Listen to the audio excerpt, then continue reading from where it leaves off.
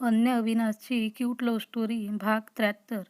तर मित्रांनी मैत्रिणींनो, तुम्ही जर आमच्या चॅनलवर नवीन असाल तर चॅनलला सबस्क्राईब करा आणि बेल आयकॉन प्रेस करा, जेणेकरून तुम्हाला प्रत्येक व्हिडिओची नोटिफिकेशन मिळत राहील. मागील भागात मला तुम्हाला इथे बघून काळजी वाटली. मला वाटलं आजीची तब्येतच बिघडली आहे. रवींद्रचं बोलणं ऐकून अविनाशला वाईट वाटलं व म्हणून तो अपराधी भावनेने बोलला, अविनाश, मी तुमची काळजी समजू शकतो, पण मला खात्री अशी आहे की लवकरच सगळं काही ठीक होईल व पूर्वीप्रमाणे तुम्ही सगळे एकत्र आनंदात राहाल. रवींद्र निर्धाराने बोलले. बघू आता काय होतंय काका. तर आतापासून पुढे 3 वर्षे झाली मी त्यांच्यापासून दूर राहतोय, पण आता मला माझ्या कुटुंबापासून दूर राहवत नाही. खूप एकटं वाटतं. अविनाश हळव्या स्वरात बोलला. काही काळजी करू नका अविनाश, आजचा दिवस तुमच्यासाठी खूप खास असेल. कदाचित आजपासून तुमच्या जीवनात आनंदाचे क्षण येतील. सुमनताई हळव्या झालेल्या आणि त्या यंत्रावत बोलल्या. तसं रवींद्रने त्यांच्याकडे डोळे मोठे करून पाहिलं व अविनाशनेही त्यांच्याकडे चमकून पाहिलं. ते म्हणजे मला असं वाटत आहे, सुमनताई सावरात सारव करत बोलल्या. इथे थांबवा, आम्हाला थोडा बाजार घ्यायचा आहे. ते आणण्यासाठी तिचे आवडीचे लाडू बनवायचे आहेत. सुमनताई एका किराणा स्टोअरकडे बोट दाखवून बोलल्या. काय आणण्यासाठी? म्हणजे ती परत आली? अविनाश पटकन बोलला. नाही, म्हणजे ते अन्याचे मामा उद्या येणार आहेत. त्यांच्याकडूनच पाठवायचे आहेत लाडू. सुमनताईंनी आपली जीभ चावली व बोलल्या. बरं, आम्ही येतो. चल पटकन, नाहीतर दुकान बंद होईल. रवींद्र थोडे घाईतच बोलले व सुमनताईंच्या हाताला धरून दुकानाकडे निघून गेले. मला असं का वाटत आहे की हे दोघेजण माझ्यापासून काहीतरी लपवत आहेत. अविनाश त्या दोघांना घाईत असे दुकानाकडे जाताना बघत बोलला व त्याने आपली गाडी तो राहत असलेल्या फ्लॅटच्या दिशेने वळवली. आज त्याला ऑफिसमध्येही जायची इच्छा नव्हती, म्हणून तो त्याच्या फ्लॅटवर राहिलेला. पण तिथेही त्याचं मन लागत नव्हतं. तिथली शांतता व एकांत त्याला नकोसा वाटत होता. तेव्हा त्याने कपाटातील एक अल्बम काढला. त्यावर मोठ्या अक्षरात फॅमिली असे लिहिले होते. अविनाशने त्यावरून हात फिरवला व आपल्या छातीशी कवटाळला. त्याचवेळी त्याच्या डोळ्यातून अश्रू गालांवर ओघळले. I miss you so much. मला तुमची खूप आठवण येते, अविनाश हळव्या सुरात बोलला. तेव्हाच त्याचा फोन वाजला. स्वतःला सावरून त्याने फोन कानाला लावला. हॅलो, तो निर्विकारपणे बोलला. सर, तुम्ही कुठे आहात? इथे ऑफिसमध्ये खूप मोठा प्रॉब्लेम झाला आहे. तुम्ही लवकर इथे या. त्याचा घाबरलेला आवाज आला तसा तो आपल्या जागेवरून ताडकन उठला व हातातील अल्बम कपाटात व्यवस्थित ठेवला आणि पळतच गाडीत येऊन बसला. वेगातच गाडी चालवत तो ऑफिसच्या दिशेने निघाला. त्याच्या मनात एक ना अनेक विचार घोळत होते व सोबत कुटुंबाची आठवणही येत होतीच. अविनाश ऑफिसमध्ये पोहोचताच त्याला एक वेगळे चित्र पाहायला मिळालं. सगळे कर्मचारी त्याच्याकडे पाहून मंद हसत होते. कोणीही काही बोलत नव्हतं, पण त्याच्या चेहऱ्यावर एक प्रकारचा आनंद दिसत होता. जणू काही त्याला माहीत नसलेली गोष्ट त्यांना माहीत होती. शिवाय ते लोक हातात बॅग घेऊन घरी जायच्या तयारीत होते असं जाणवत होतं व अविनाशला हे सगळं अजिबात आवडलं नाही. काय झालंय? असं काय पाहताय सगळे? आणि तुमचं काय चाललंय हे सगळं? त्याने कडाडून विचारलं. त्याच्या या प्रश्नावर कोणीच काहीच उत्तर दिले नाही. उलट काही लोक एकमेकांकडे पाहून हसू लागले व अविनाशला यामुळे अजूनच राग आला. तुम्ही सगळे कुठे निघाला आहात? आता कुठे? लंच ब्रेक सुरू आहे आणि तुम्ही सगळे घरी जाण्याच्या तयारीला लागलाय. कोणी सांगितलं तुम्हाला? कोणाच्या परवानगीने तुम्ही घरी जायला निघाला आहात? अविनाशने सर्वांकडे रोखून पाहिलं व कठोर आवाजात जाब विचारला.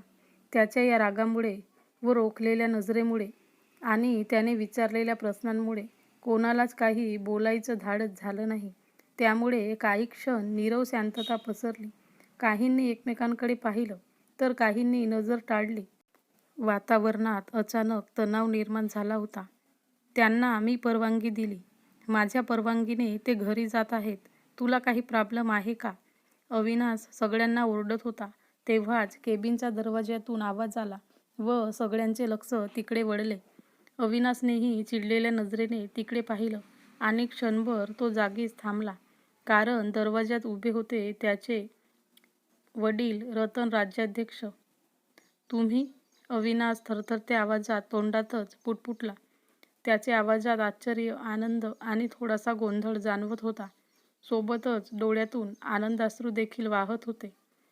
कारण त्याला मम्माकडून कळलं होतं की त्याचे डॅड गेले 3 वर्ष झाले अंथरुणावर खेळले आहेत. ते आपल्या खोलीबाहेर आलेले नाहीत.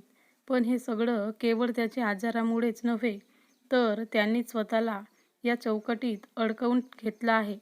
समीराचे बाबांनी जे काही बोलून गेले आहेत, त्यांना त्यांच्या मनावर एवढा गहिरा परिणाम झाला आहे की त्यांना यातून बाहेर पडायचीही इच्छा राहिली नाही. आणि असा त्यांनी ठाम निश्चय केला आहे.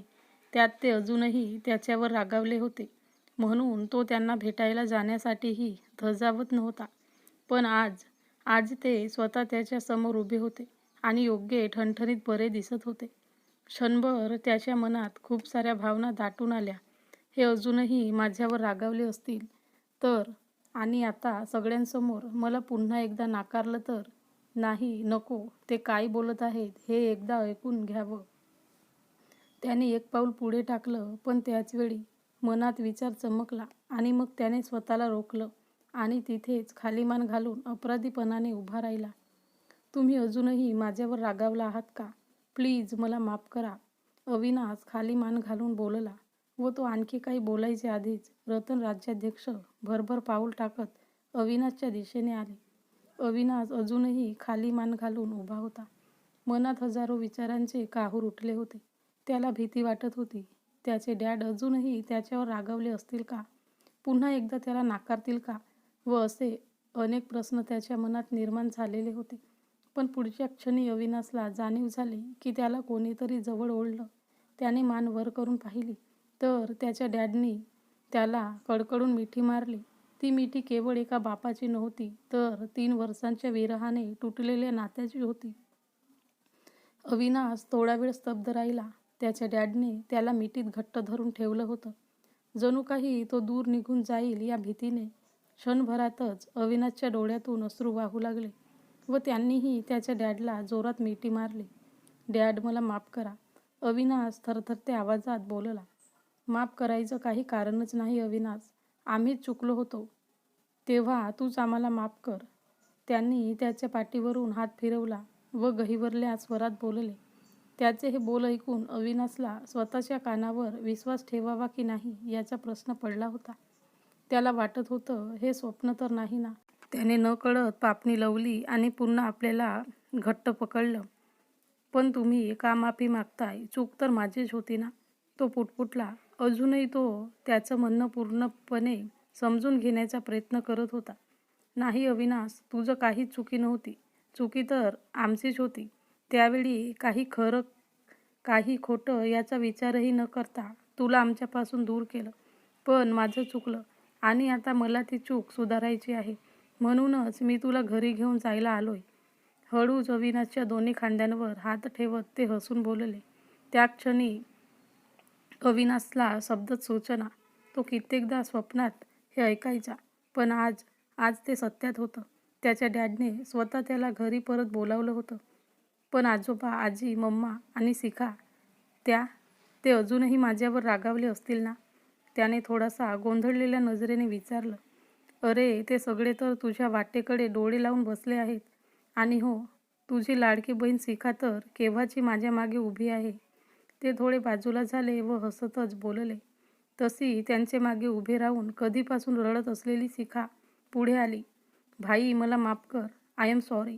त्याच्या गळ्यात पडून शिखा मोठमोठ्याने रडू लागली. तसं त्याच्या डोळ्यातून देखील अश्रुधारा वाहू लागल्या. नाही बाळा, तू कशाला माफी मागतेस? अविनाशने तिचे डोळे पुसले व डोक्यावर हात ठेवून बोलला. बरं, आता घरी जायचं आहे ना, की ते लोक इथे यायची वाट बघायची? रतन हसत बोलले. तसे ते तिघेही घरी जायला निघाले. तसे सगळे ऑफिसमधल्या कर्मचाऱ्यांनी टाळ्या वाजवल्या व त्यांच्या मागे जाऊ लागले. ते तिघेही गाडीत बसले. तसं अविनाशने लगेच ड्रायव्हरला गाडी घरी घ्यायला सांगितले. हे ऐकून ड्रायव्हरने चमकून मागे पाहिलं तर पाठीमागे शिखा, रतन व अविनाशला पाहून त्यांच्याही चेहऱ्यावर आनंद उमटला. ड्रायव्हर काका थोडं फास्ट. अविनाशला कधी एकदा घरी जाईल असं झालं होतं. ऑफिसपासून घर अवघ्या अर्ध्या तासाच्या अंतरावर होते, पण आज प्रत्येक जड वाटत होता.